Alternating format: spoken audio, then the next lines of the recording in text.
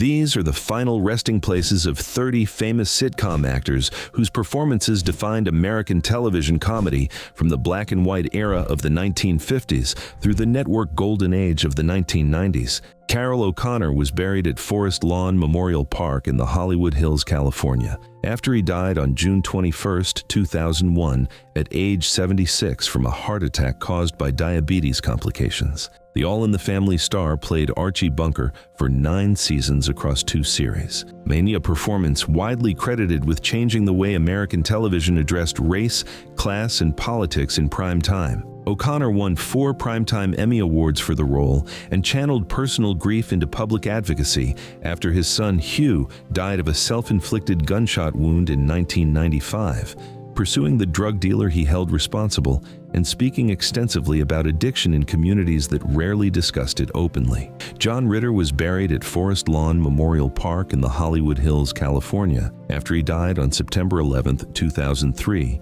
at age 54, from an aortic dissection on the set of his television series 8 Simple Rules, misdiagnosed initially as a heart attack for several critical hours before the correct condition was identified. The Three's Company star was one of the most physically gifted comedy performers of his generation, known for a style of pratfall and physical comedy rooted in classical technique and rarely matched on American network television. Ritter's family later pursued a successful lawsuit against the hospital that treated him, arguing that the diagnostic failure had cost him the window in which the dissection could have been surgically repaired. Don Knotts was buried at Forest Lawn Memorial Park in the Hollywood Hills, California, after he died on February 24, 2006, at age 81 from pulmonary fibrosis and pneumonia. The Andy Griffith Show star won 5 Primetime Emmy Awards for his portrayal of Deputy Barney Fife, a record for a supporting performer in a comedy series that stood for decades and remained one of the most celebrated comic characterizations in the history of American network television. Knotts and Andy Griffith had been close friends since meeting on the Broadway production of No Time for Sergeants in the mid-1950s, and Griffith served as a pallbearer at his funeral nearly 50 years later. Andy Griffith was buried at the Lone Oak Cemetery on Roanoke Island in Dare County, North Carolina, after he died on July 3, 2012, at age 86 from a heart attack. The Andy Griffith Show creator and star played Sheriff Andy Taylor for 8 seasons in one of the most beloved sitcoms in American television history, a program that ran in continuous syndication for more than 5 decades after its 1960 premiere. Griffith was buried within 5 hours of his death at his own request, in a private ceremony attended only by family on the island off the North Carolina coast, where he had made his home and lived quietly for the final decades of his life. Lucille Ball was buried at Forest Lawn Memorial Park in the Hollywood Hills, California, after she died on April 26, 1989, at age 77, from an acute aortic aneurysm 4 days after open heart surgery. The I Love Lucy star co-founded Desi Productions with her husband, Desi Arnaz, a studio that produced Star Trek and Mission Impossible, making Ball one of the most powerful production executives in Hollywood history, alongside her work as a performer. Ball had appeared at the Academy Awards ceremony just 2 days before her death, she receiving a standing ovation that became her last public appearance before she was rushed to hospital the following morning with the aneurysm that killed her 4 days later. Desi Arnaz was cremated after he died on December 2, 1986, at age 69 from lung cancer at his home in Del Mar, California. The I Love Lucy star and co-creator, born Desiderio Alberto Arnaz de Acha III, pioneered the 3-camera filming technique used to record the show before a live studio audience, a production method that became the standard for American sitcom production and remained industry practice for decades after his death. Arnaz spent his final years writing his memoir, A Book, and making occasional television appearances while living quietly near San Diego. Having sold his share of Desilu Productions to Gulf and Western in 1967 for approximately $17 million. William Frawley was buried at Holy Cross Cemetery in Culver City, California, after he died on March 3, 1966, at age 79 from a heart attack suffered while walking on Hollywood Boulevard shortly after leaving a movie screening. The I Love Lucy star played Fred Mertz opposite Vivian Vance for 6 seasons, forming one of the most recognizable comedy pairings in American television history through a performance style that drew heavily on his decades in vaudeville and film. Frawley and Vance reportedly maintained a tense personal relationship throughout the run of the series, a stark contrast to the warmth and affection their characters reliably projected on screen week after week. Phil Silvers was buried at Forest Lawn Memorial Park in the Hollywood Hills, California, after he died on November 1, 1985, at age 74 from heart failure. The Phil Silvers Show star played Sergeant Ernie Bilko in one of the most critically acclaimed sitcoms of the 1950s, winning 4 Emmy Awards and a Peabody Award in a single season,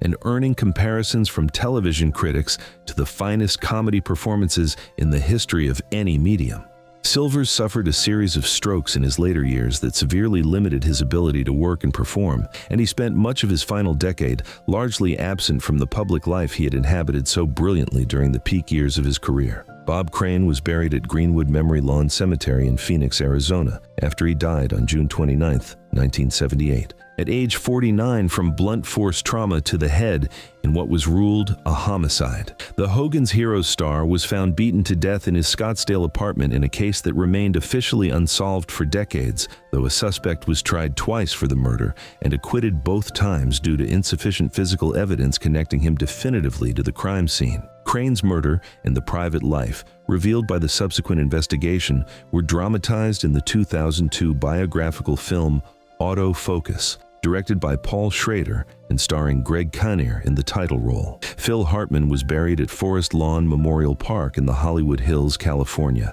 after he died on May 28, 1998, at age 49 from a gunshot wound. The Saturday Night Live and news radio star was shot and killed by his wife Bryn in their Encino home while he slept. She died by suicide the same morning before police arrived at the scene. Hartman had been one of the most versatile and consistently accomplished cast members in Saturday Night Live history, serving 9 seasons and creating dozens of recurring characters that became embedded in American comedy culture, with peers and writers frequently citing him as the single most reliable performer the show had ever had. John Candy was buried at Holy Cross Cemetery in Culver City, California, after he died on March 4, 1994, at age 43, from a heart attack while filming Wagons East on location in Durango, Mexico, found unresponsive in his bed by a production crew member in the early morning hours. The SCTV and Uncle Buck star was one of the most beloved comedy performers of his generation, though known for a warmth and generosity of spirit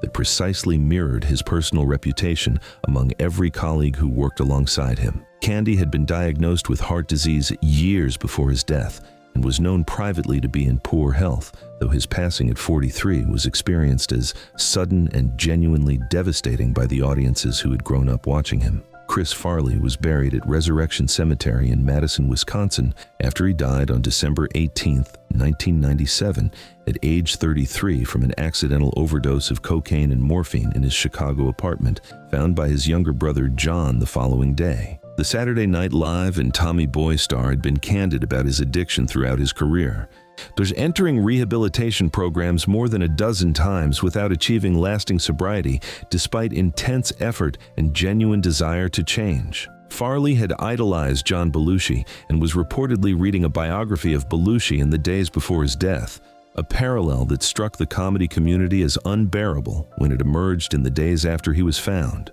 Don Rickles was buried at Hillside Memorial Park in Los Angeles, California, after he died on April 6, 2017, at age 90 from kidney failure. The insult comedian and television veteran born Donald J. Rickles had been a fixture of American entertainment for over 60 years, his style of affectionate mockery making him beloved at Rat Pack performances in Las Vegas, on The Tonight Show, and across dozens of film and television appearances throughout his long career. Rickles voiced Mr. Potato Head in the Toy Story franchise, from its first installment in 1995 through his final years, completing his recording work for Toy Story 4 before his death, and leaving the production to address his absence in post-production. Jim Backus was buried at Westwood Village Memorial Park in Los Angeles, California, after he died on July 3, 1989. At age 76 from complications of Parkinson's disease and pneumonia. The Gilligan's Island star played millionaire Thurston Howell III for 3 seasons and was equally well known as the voice of Mr. Magoo, a cartoon character he performed from 1949 through dozens of theatrical shorts and television specials across more than 3 decades. Backus had a substantial film career before television that included a memorable dramatic role opposite James Dean in Rebel Without a Cause in 1955, demonstrating a range that his comedy work often overshadowed in wider public memory. Alan Hale Jr. was buried at the Motion Picture Country Home Cemetery in Woodland Hills, California, after he died on January 2, 1990, at age 71 from liver cancer and thymus cancer. The Gilligan's Island star played the skipper for 3 seasons and remained so thoroughly identified with the role that he wore his captain's hat to public appearances, fan conventions, and community events for the rest of his life, treating the association with warmth and humor rather than the resignation that typified many actors similarly defined by a single role. Hale opened 2 successful seafood restaurants in the Los Angeles area during the show's original run, maintaining them for years and becoming a recognized community figure well beyond his work as a television actor. Mary Tyler Moore was buried at Oak Lawn Cemetery in New Canaan, Connecticut, after she died on January 25, 2017, at age 80 from pneumococcal pneumonia following complications of type 1 diabetes. The Dick Van Dyke Show and Mary Tyler Moore Show star won 6 Primetime Emmy Awards across her career and was credited with transforming the image of the independent working woman on American network television in ways that influenced the medium across the following decades. Moore had lived with type 1 diabetes since her late 20s and became one of the disease's most prominent public advocates, testifying before Congress and helping raise hundreds of millions of dollars for research and treatment. Rose Marie was buried at the Motion Picture Country Home Cemetery in Woodland Hills, California, after she died on December 28, 2017, at age 94 from natural causes.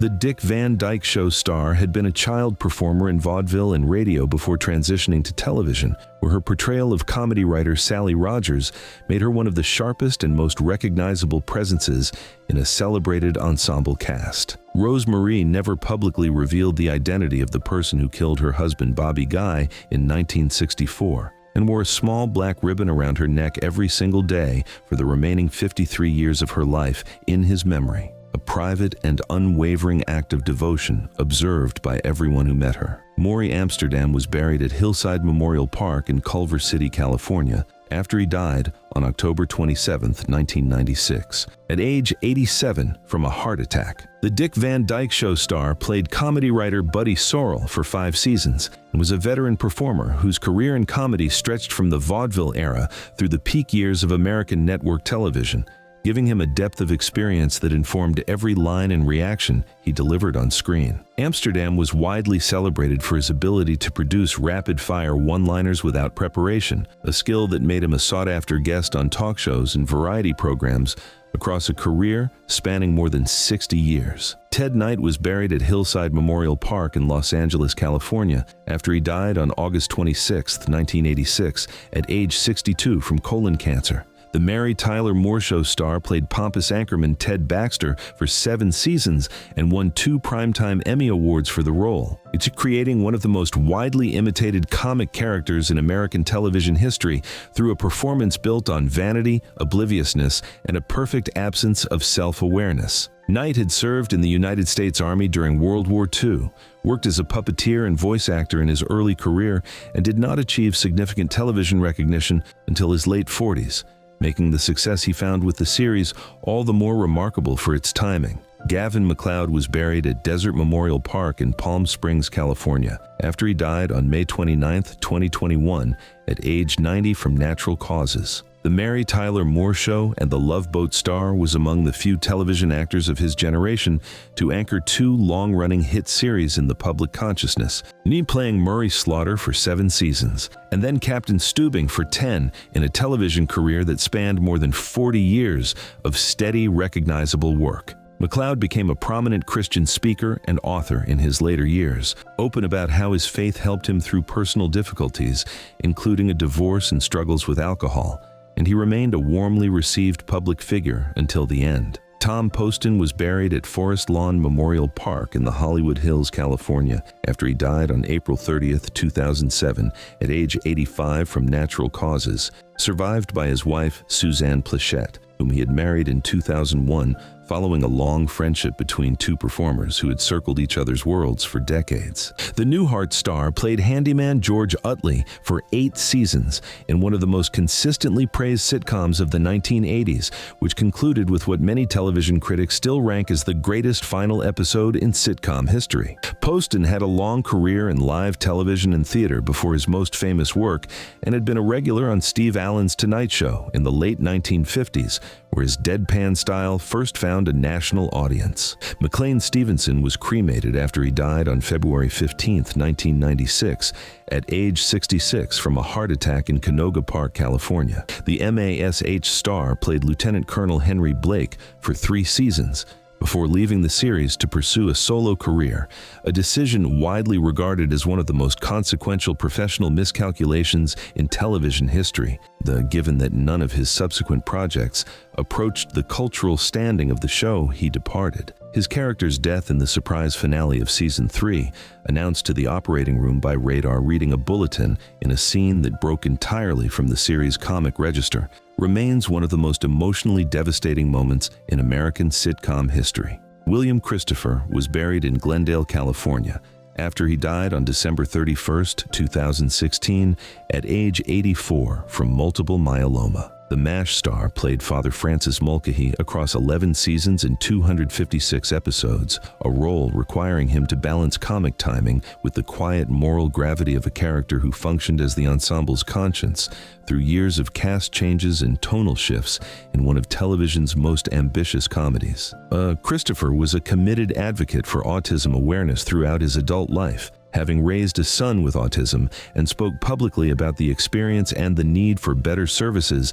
and understanding for decades before the condition received the widespread public recognition and attention it carries today. Jerry Van Dyke was buried in Arkansas after he died on January 5, 2018, at age 86 from natural causes at his farm in Malvern, Arkansas, where he had lived for years surrounded by horses and the rural life he preferred over Los Angeles. The Coach star received 4 Primetime Emmy Award nominations for his portrayal of assistant football coach Luther Van Dam, a role he played for 9 seasons beginning in 1989, after 2 decades of intermittent television and stage work that had not yet produced comparable success. Van Dyke had famously turned down the role of Gilligan before it went to Bob Denver, a decision he acknowledged in later interviews was among the luckier professional choices of his career. Jack Klugman was buried at Hillside Memorial Park in Los Angeles, California, after he died on December 24, 2012, at age 90 from prostate cancer.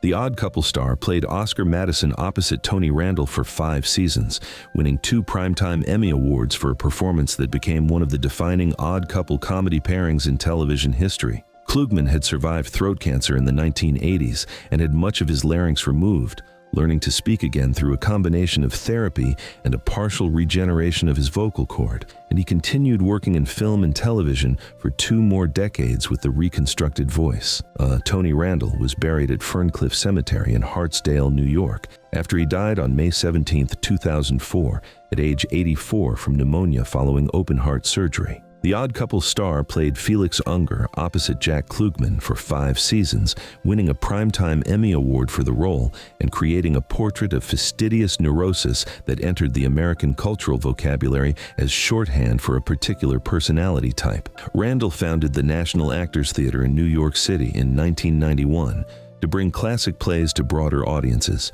and remained devoted to that mission until his death, fathering 2 children with his second wife in his late 70s, and becoming one of the oldest first-time fathers of record in American public life. Their exits from the stage permanent now, their timing preserved in syndication forever. 30 performers who made American living rooms laugh for decades, each one gone, each one still on somewhere tonight.